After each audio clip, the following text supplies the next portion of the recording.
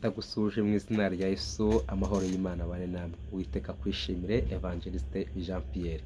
Hanyuma uyu munsi nkuzaniye ijambo Imana impaye kukubwira, avuga ngo Yesu aguhaye icyerekezo cy'ubuzima, aguhaye icyerekezo cy'imibereho. Hanyuma ni ijambo rikomeye turasanga muri Luka ibice 5, n'ubundi turahera ku murongo waho wa 6. Hanyuma umva icyo Imana ivugana nawe. Yesu akujugunyira urushundura ku buzima bwawe. Hanyuma Yesu akujugunya urushundura akurobe, nubwo byari byanze, nubwo byari bikomeye, nubwo wakesheje ijoro ryose, nubwo washakishije bikanga, ariko Yesu akumanura urushundura. Yesu aguha icyerekezo cy'ubuzima mu izina rya Yesu. Amen.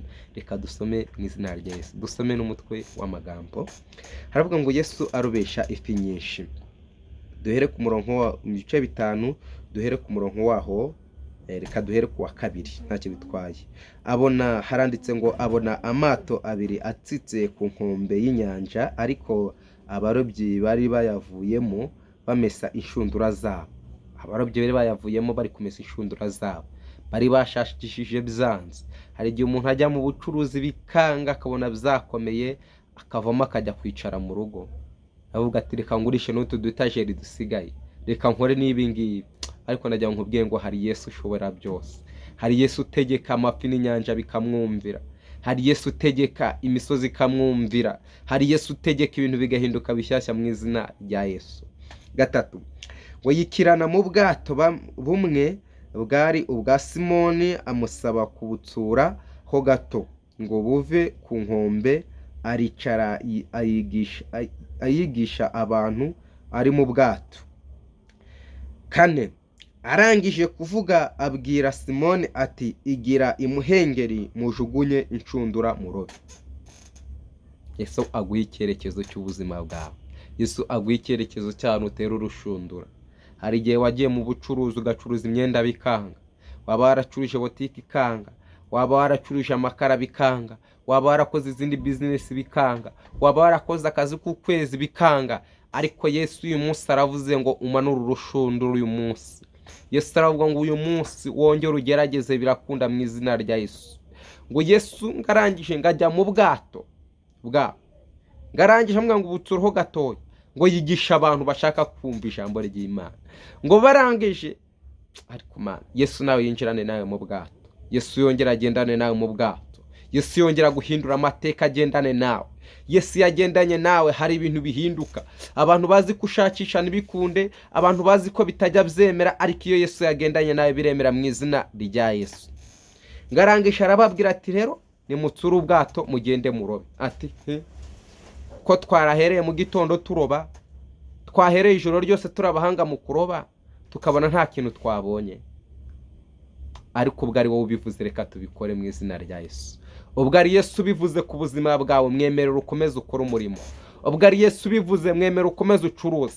Ubwo ari Yesu wabivuze, nta kizatuma bidasohora. Ubwo ari Yesu wavuganye nawe, nubwo abantu bagezeho bakaguhinduka, ariko ubwo ari Yesu wavuganye nawe kazakugira neza. Komeza wihangane, mwinjira ngo komeza urugendo wihangane, kuko intambara zitazashira.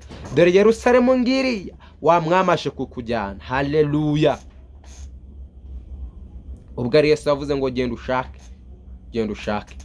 Nubwo urubyaro byanze, ariko Yesu ubwo ari Yesu yavuze gushaka uzabyara mu izina rya Yesu. Nubwo ari Yesu yavuze ngo genda ushake, ukagera ugakubitwa, rihangana ukomere, ubwo ari Yesu yavuze azakomora ibikomere. Haleluya. Yesu ajya ategeka inyanja zikamwumvira. Yesu ajya ategeka urugo rugakunda.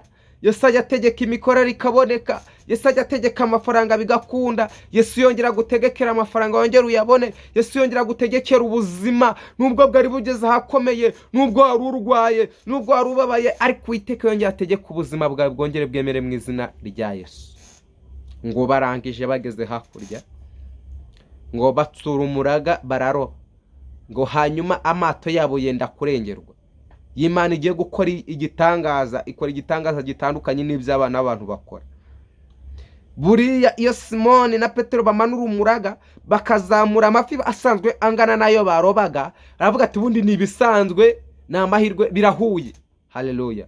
Ngariko ngo noneho ngo bagize n'ubwo aravuga ati uyu muntu uturobesheje aya mafi angana gutya ni muntu ki?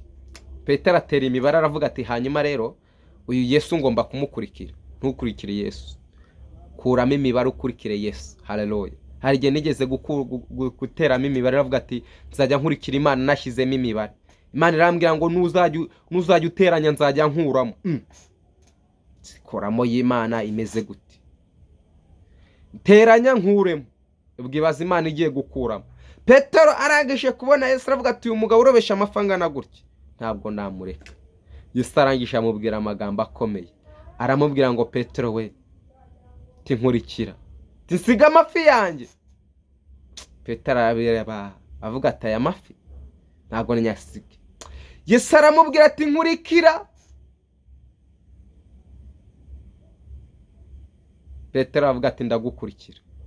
Amubwira ati nzakugira umurobyi w'abantu, ntabwo uzongera kuroba amafi ukundi.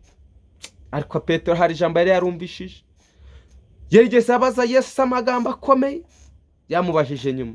Amubwira ngo ko twasize ibyacu, twasize amafi yacu, kwaruza umuraga wanjye ibyo warobaga, ko twagukurikiye uzaduha iki? Amubwira ngo mukiri mu isi nzabakubira inshuro 1000, nzabakubira inshuro 100. Haleluya. Ukiri mu isi Imana yongere igukubire. Ngo ariko ngo ikigeretse kuri Imana izaguha n'ubugingo buhoraho. Imana yongere guha ubugingo buhoraho. Ukiri mu isi Imana yongere igukubire. Imana igiye kurwanirira. Hanyuma maze gukurikira Imana narakoraga bimwe uko bwuje uko bukeye, nakanga kujya gukora umurimo akaba ari bwo nsubira inyuma.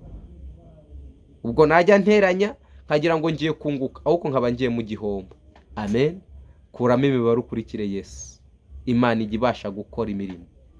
Hariko yagukomerekeje n'izongera ikomore, nubwo byari bikomeye, nubwo utabona ahantu bihera, ndabizi neza yagukomerekeje izakomora mu izina rya Yesu.